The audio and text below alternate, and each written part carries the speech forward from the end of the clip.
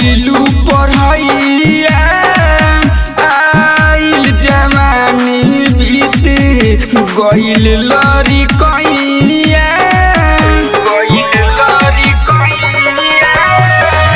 एक संग खेललू कूदलू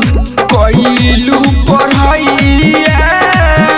आइल जवानी बीते गइल लड़ी कइया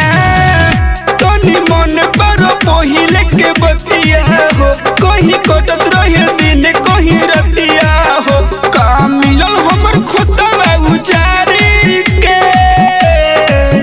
काहे छोड़लू जिंदगी बिगाड़ी के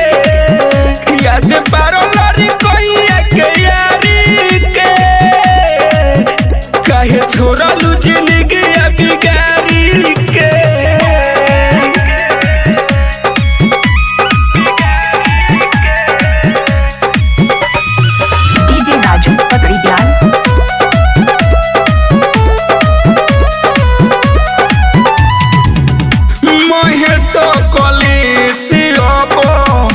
सहलो न जाता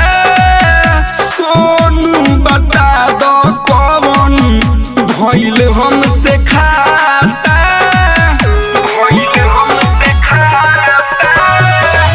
महेश कलेश अब सहलो न जाता सोनू बता दो कौन भइल हमसे खाता हमके तू जाने लुआ नारी हो काहे इनके से जोड़े ले लू यारी हो का मिलो हमर देहिया झोकारी के काहे छोड़लू जिंदगी बिगाड़ी के याद पारो लड़ी